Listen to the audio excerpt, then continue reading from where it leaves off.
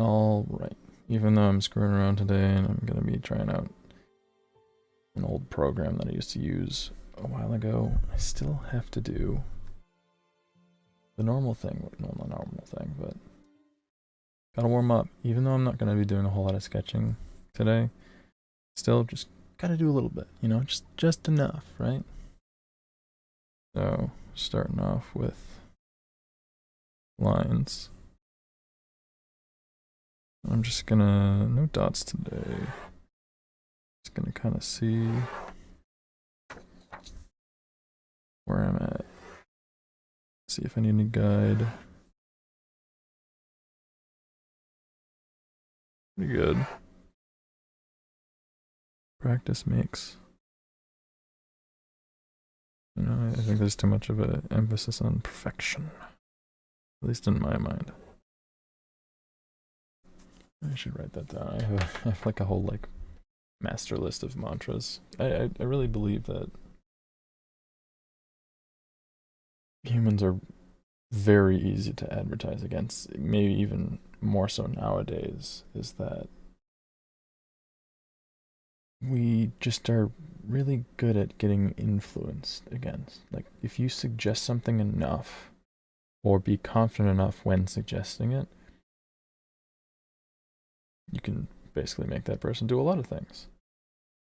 So that's why I think mantras are so cool, is that we can almost suggest ourselves to do something positive, which then ends up changing our behavior and characteristics so that we end up doing that.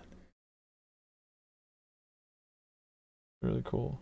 So one of the ones that I'm adding right now is practice makes. Because everything's supposed to be perfect these days, you know. You see a YouTube video and it's a perfect YouTube video, or you see a product out there, it's a perfect product. It has to be absolute. And it's kind of destructive because, like, what if it's not perfect? Like these ellipses, they're a little outside. What does that mean? Does it mean that I can't see my sketching skills and say that it's valid of being at that point? That if it's not perfect, it's nothing? I really don't think that.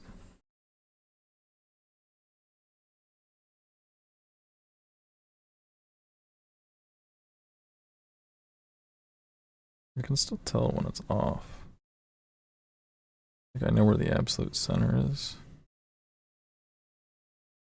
but it is interesting. It's almost like it's, oh, there we go. Almost like it gives me leeway, at least with my mind. It's like I'm not off the center by like 0.5 a micron, you know. It's in the circle, but it's just not straight. I should, I'm just thinking about like how to translate this kind of sketching to pulling stuff out of my brain, like visualizing something and then trying to get it down to paper. Like, when you're looking at a direct reference, it's easy to just kind of like, oh, well, that's kind of there and that's kind of there, and you can kind of go from there. But that color thing just changed. So weird. Okay.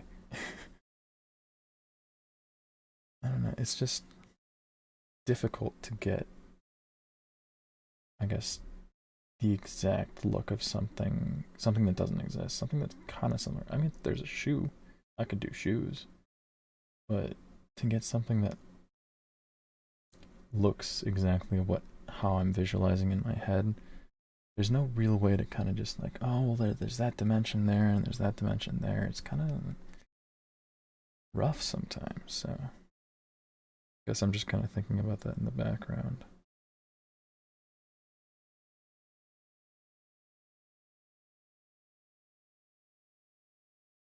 I wonder if, so something that's kind of been my professors were telling me that I should change the way that I do things, is that, you know, you should get the general shape first, and then you should mess around with the specifics.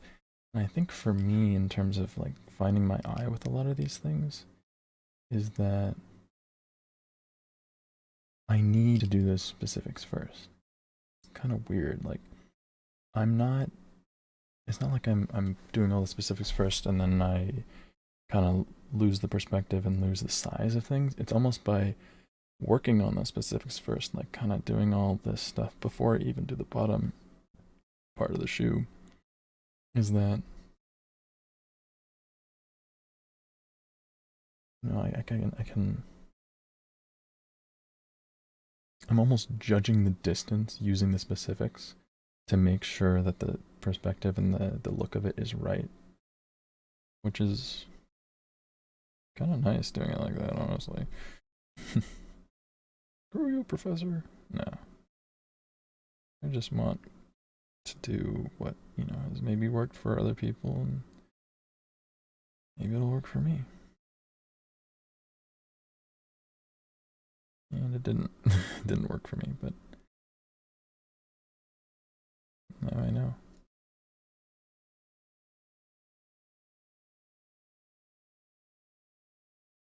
I remember when I was doing it was before like I was in like any sort of design school. I was doing like a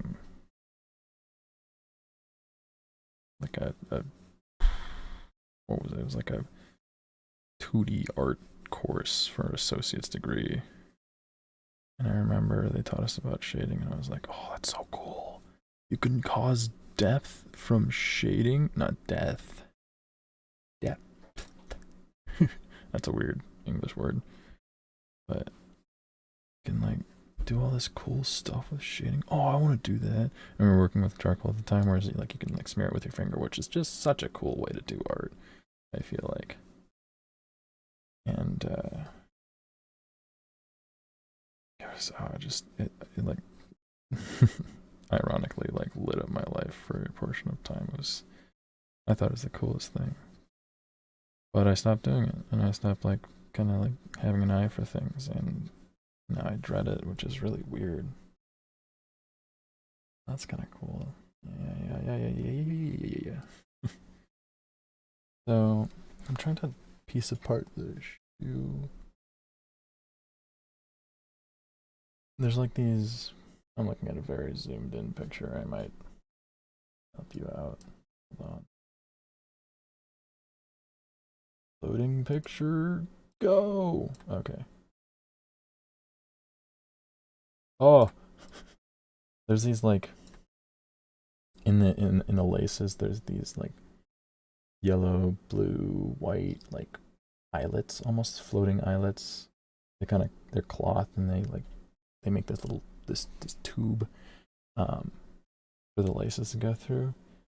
The laces are just a damn travesty to look at. In terms of like having to sketch that, I'd die, and I don't want to do that right now, because this is just a fast sketch. Fast. It's a sketch without anxiety, so, and that will lead to tons of anxiety. So I'm not gonna do that right now. I'm just gonna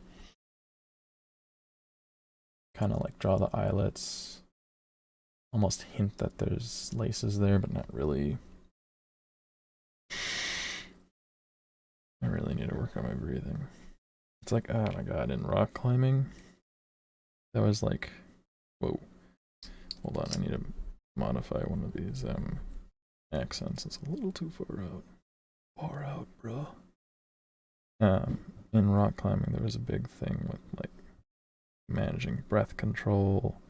God, I did a lot of like sports and things that like dealt with like how to breathe, and I'm surprised I still haven't learned. Like there's always a thing where it's like there's two things that someone says when they're watching you rock climb. It's come on, come on, come on, come on, you can do it, come on, and breathe. God, sometimes I like listen to climbing competitions here and there. Like there's some stuff in the Olympics and such like that, and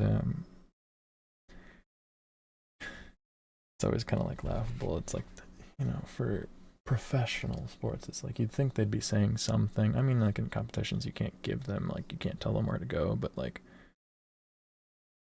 you'd think people would figure out a different way to chant. It is a relatively small sport, and like, there's not a whole lot of people watching it. You'd think people would say something else, but no, it's just come on, come on, come on. Anyways, yeah, I did rock climbing for a stint, and it was always fun, and it was really like a cool thing when you figured out, like, oh, when I'm reaching from here to here, if I breathe in this manner, I, do it a little bit better, or I can feel like I reach farther when I breathe right. Maybe it's just a thing like in design where they expect you to not be an idiot and actually breathe. I should do some figure drawing. I need to like. It's like one of the.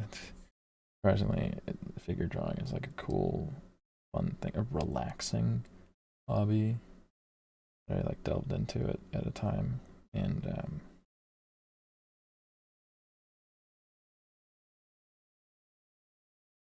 yeah, it's just, I don't know. As a designer, it's a good idea to like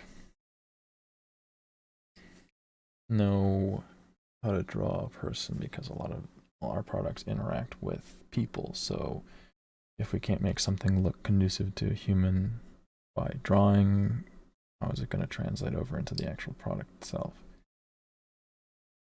So I kind of was thinking about that at one point in time, and then I was just like, why don't I just try some figure drawing to kind of like aid with my product design? And it was just fun. It was something that I could like obsess over hours of like, how exactly does this person look, and like when you look at it from this angle or whatever, and you just take one drawing and just do it constantly, which is not necessarily something I can do with product design drawings all the time. It's like, once I'm done with it, I'm done with it. But like, figure drawing is something else. I don't know. Maybe it's just the fact that it's so closely related to humans or something. I'm in such a need for human contact and consideration that I make my own. Uh-huh. That's a maybe one way to put it.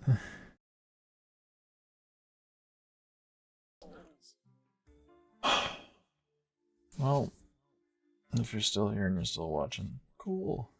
This is the end. Only it's I only stream for like 3 hours, maybe four. If I'm really having fun, or if I'm really doing something.